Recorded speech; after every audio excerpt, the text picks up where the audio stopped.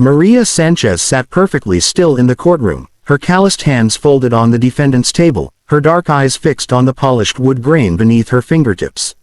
She had faced armed insurgents in the mountains of Afghanistan. She had jumped from helicopters into hostile waters in the dead of night. She had carried wounded teammates through enemy fire without flinching. But sitting here, listening to Officer Derek Matthews weave his lies with such casual confidence, she felt a different kind of fury. The cold, controlled anger of someone who knows the truth but must wait for the right moment to speak it. "Your Honor," Matthews said, adjusting his police uniform with practiced precision, "the defendant became aggressive when I approached her vehicle. She refused to comply with basic commands, showed signs of intoxication, and became verbally abusive when I attempted to conduct a field sobriety test." He glanced at Maria with barely concealed disdain. "In my 15 years on the force, I've dealt with hundreds of these cases. Illegal immigrants who think they're above the law, who come here and—" Objection. Maria's public defender, a tired-looking woman named Janet Chen, shot to her feet. Officer Matthews is making assumptions not in evidence and engaging in prejudicial statements. The judge, an elderly man with wire-rimmed glasses, nodded wearily. Sustained. Officer Matthews, stick to the facts of the traffic stop, please. Matthews barely paused, that same smug smile playing at the corners of his mouth. "Of course, Your Honor. As I was saying, the defendant's behavior was consistent with someone under the influence. When I asked for her license and registration, she fumbled through her glove compartment, couldn't answer simple questions about where she was going, and her eyes were bloodshot and watery." Maria's jaw tightened. Every word was a fabrication, every detail carefully constructed to paint her as exactly what Matthews assumed she was. Just another Latina woman he could push around, another immigrant he could intimidate with his badge and his lies.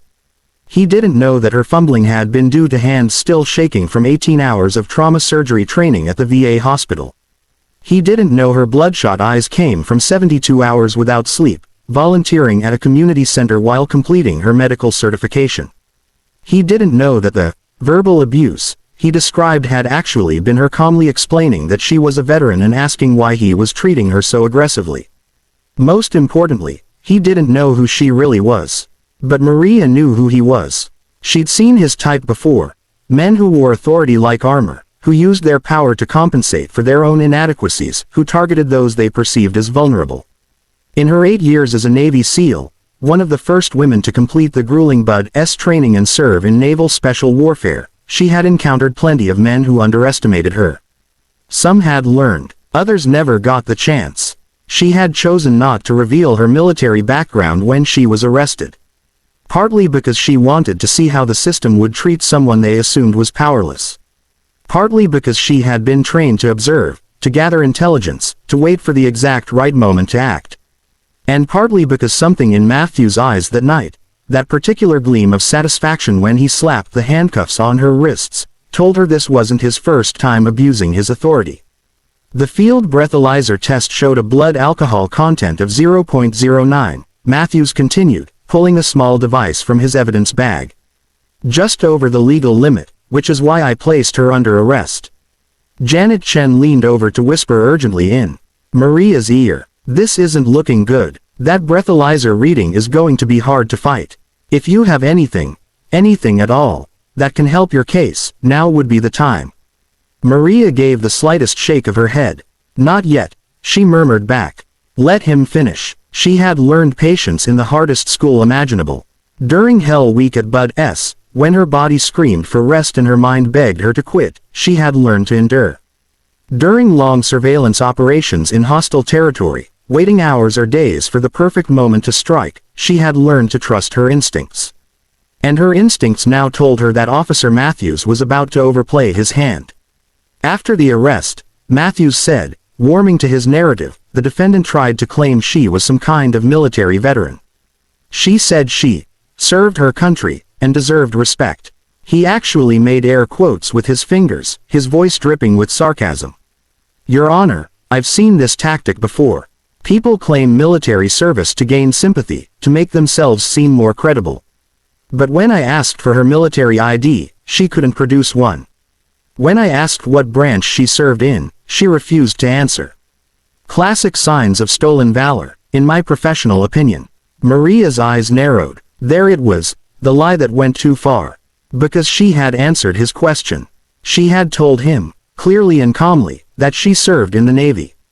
She had explained that her military ID was in her gym bag in the trunk, and offered to retrieve it.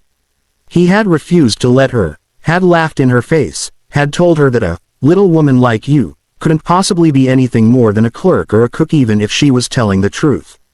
She had also recorded the entire interaction on her phone, which had been mounted on her dashboard. Matthews had been too busy performing for his own body camera, which, she had later learned through a records request, had mysteriously malfunctioned during her stop, to notice her phone. Furthermore, Matthews continued, gaining momentum. During booking, the defendant became increasingly hostile. She demanded special treatment, claimed she knew her rights, and tried to intimidate the processing officers with threats about lawyers and investigations. He shook his head with what looked like genuine regret. It's unfortunate, Your Honor, but we see this attitude all too often in certain communities. A lack of respect for law enforcement, a sense of entitlement, a refusal to take responsibility for their actions.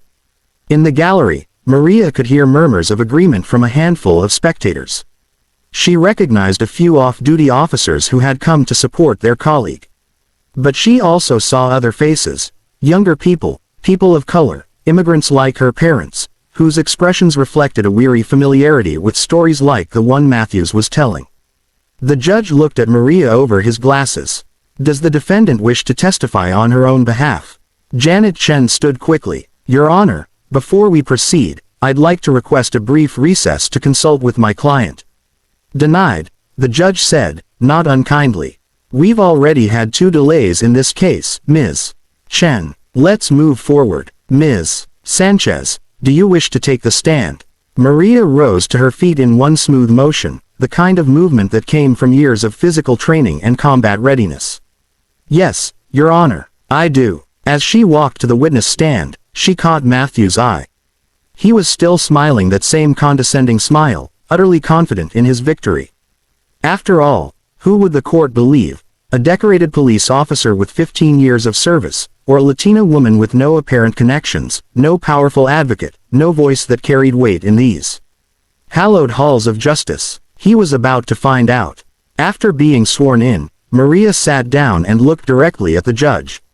When she spoke, her voice was calm, clear, and carried the unmistakable tone of someone accustomed to giving briefings in high-pressure situations. Your Honor, my name is Lieutenant Maria Elena Sanchez, United States Navy. Service number 7856324. I am a Naval Special Warfare Operator, what civilians commonly call a Navy SEAL, currently assigned to SEAL Team 3 based out of Naval Base Coronado. I have served 8 years on active duty, with 4 combat deployments to Afghanistan and Iraq. I hold the Navy Cross for Valor, 2 bronze stars with Valor device, and a Purple Heart. The courtroom went absolutely silent. Matthew's face had gone white, his mouth slightly open in shock. Several of the off-duty officers in the gallery leaned forward, suddenly paying much closer attention. Maria continued, her tone never changing. On the night in question, I was driving home from an 18-hour shift at the VA hospital where I volunteer as a surgical assistant, using my military medical training to help veterans. I had not consumed any alcohol. I was not impaired. I was not aggressive or hostile. I complied with every legal command Officer Matthews gave me. She reached into the folder Janet Chen had placed on the stand. I have several pieces of evidence I'd like to present to the court. First, a time-stamped receipt from the VA hospital showing I was on duty until 11:47 p.m., 20 minutes before Officer Matthews pulled me over. Second, a sworn statement from 3 witnesses who were with me at the hospital and can attest to my sobriety. Third, my military ID, which Officer Matthews claimed I couldn't produce because he refused to let me retrieve it from my vehicle. Janet Chen was now standing, her earlier exhaustion replaced by barely contained excitement. Your Honor, I'd also like to present dashcam footage from Ms. Sanchez's personal vehicle, which captures the entire traffic stop. The judge gestured for the video to be played. For the next 15 minutes, the courtroom watched a very different version of events than Matthews had described. The footage showed Maria being polite and cooperative, clearly explaining her military service, asking respectfully why she was being treated so aggressively. It showed Matthews becoming increasingly hostile, making derogatory comments about her ethnicity, refusing her requests to contact Navy legal services. And critically, it showed the moment when Matthews conducted the breathalyzer test, and the device initially reading 0.00 before he took it back to his patrol car for several minutes, returning with a reading of 0.09. When the video ended, the silence in the courtroom was deafening. Maria spoke again, her voice still controlled but now carrying an edge of steel. "Your Honor, I didn't reveal my military background immediately because I wanted to see how I would be treated as just another Latina woman. I wanted to understand what happens to people who don't have the resources or status to fight back. What I discovered is that Officer Matthews has a pattern of targeting minorities, falsifying evidence, and abusing his authority." She pulled out another document. "Through my security clearance and connections in federal law enforcement, I was able to obtain records showing that Officer Matthews has been the subject of 17 internal complaints in the past 5 years, all from people of color, mostly women, all dropped or dismissed. I also found 3 other cases where breathalyzer evidence was questioned but never fully investigated." Matthews finally found his voice. "This is, Your Honor, she can't just be quiet, Officer Matthews," the judge said sharply. His face had transformed from weary patience to barely controlled anger. "Ms. Sanchez, you said you hold the Navy Cross. Do you mind telling the court what you received it for?" Maria hesitated. She didn't like talking about that day, about the things she had done, the people she hadn't been able to save. But she could see where the judge was going with this. "I received it for actions during an operation in Helmand Province, Afghanistan," she said quietly. "My team was ambushed. Our team leader was killed immediately. I took command, coordinated our defense, carried 3 wounded teammates to safety under heavy fire, and then returned to recover our fallen. I stayed in a kill zone for 40 minutes to make sure no one was left behind." The judge removed his glasses and rubbed his eyes. When he looked up, his expression was one of profound disappointment, not in Maria, but in the system he represented. "Lieutenant Sanchez," he said, "I owe you an apology. This court owes you an apology. Your country certainly owes you better than what you received from Officer Matthews." He turned to the prosecutor, a young district attorney who had remained silent throughout the proceedings. "I assume the state wishes to dismiss all charges." The prosecutor stood quickly. "Yes, Your Honor, with prejudice. So ordered." The judge's gavel came down with finality. "Furthermore, I am referring this matter to the district attorney's office for investigation into possible criminal charges against Officer Matthews, including falsifying evidence, perjury, and civil rights violations. Officer Matthews, you are suspended from duty effective immediately pending investigation." Matthews had slumped in his chair, his career and life crumbling around him in real time. But Maria felt no satisfaction in his downfall, only a deep sadness that it had come to this, that she had needed her status and connections to receive basic justice, while countless others without her advantages had no such recourse. As the courtroom began to empty, several people approached Maria. A young Latina woman with tears in her eyes thanked her for standing up, for not backing down. An elderly black man shook her hand and told her his grandson had been arrested by Matthews last year on similar charges. A white couple apologized on behalf of a system that had failed her. But the person whose words meant the most was a skinny teenage boy who approached her hesitantly, his mother hovering protectively beside him. "Ma'am," he said in accented English, "my name is Carlos. Officer Matthews arrested my father 2 years ago. Said he was drunk driving, but he wasn't. We couldn't afford a lawyer, so my father took a plea deal. He lost his job. We almost lost our house." Maria's heart broke. "I'm so sorry," she said. "That shouldn't have happened. Because of you. Maybe it gets fixed now," his mother said, squeezing Maria's hand. "Thank you for being brave. Thank you for not hiding who you are." As Maria walked out of the courthouse into the bright California sunshine, Janet Chen caught up with her. "You know," the public defender said, "you could have revealed all of this in our first meeting. Saved yourself weeks of stress, avoided this trial entirely." Maria smiled for the first time that day. Maybe. But then Matthews would have just moved on to his next victim.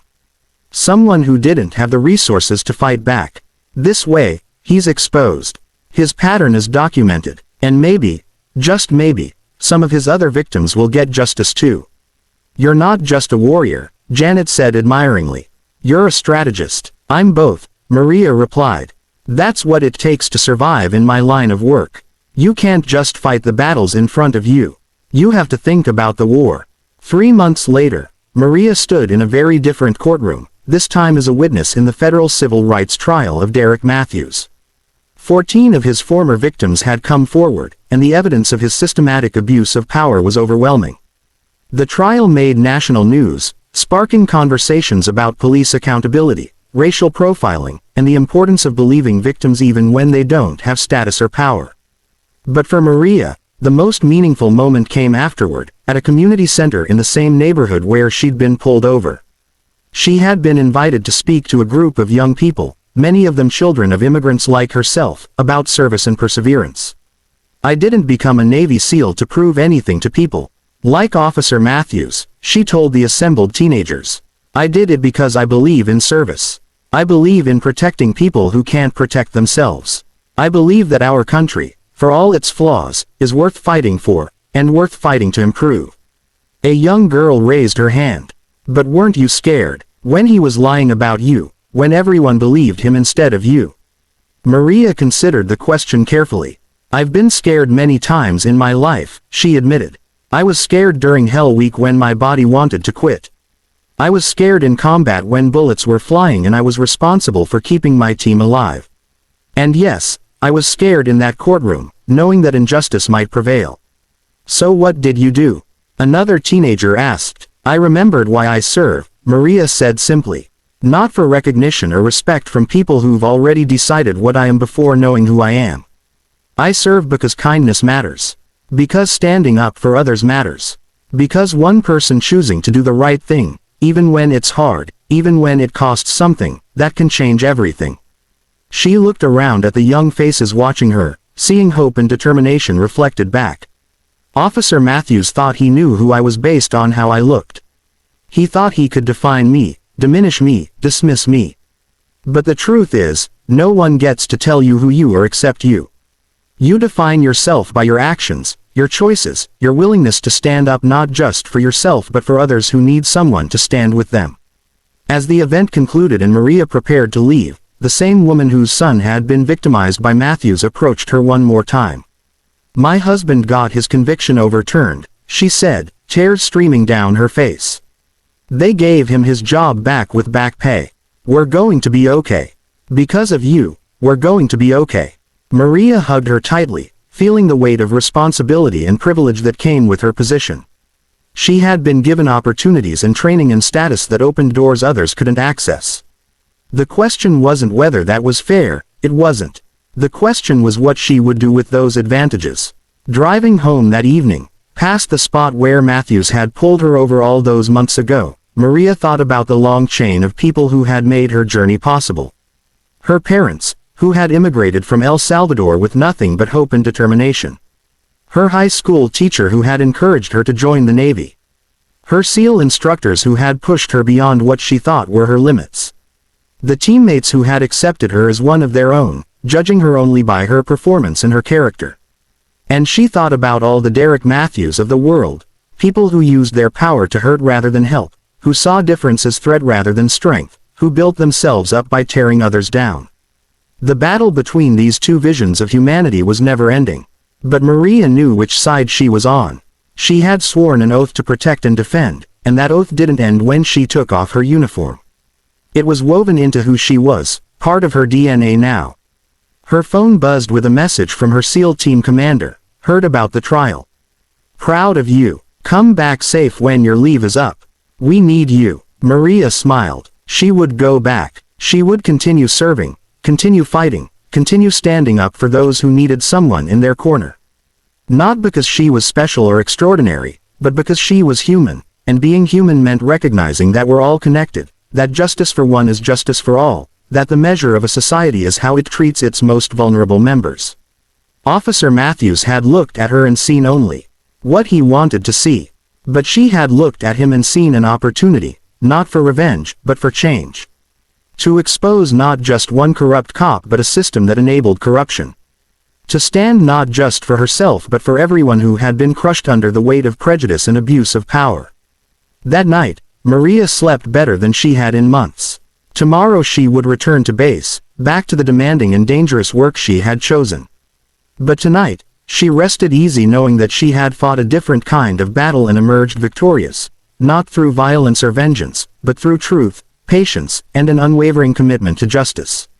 In the end, that was what being a warrior truly meant. Not the weapons you carried or the enemies you defeated, but the principles you upheld and the people you protected along the way. Officer Matthews had tried to make her small.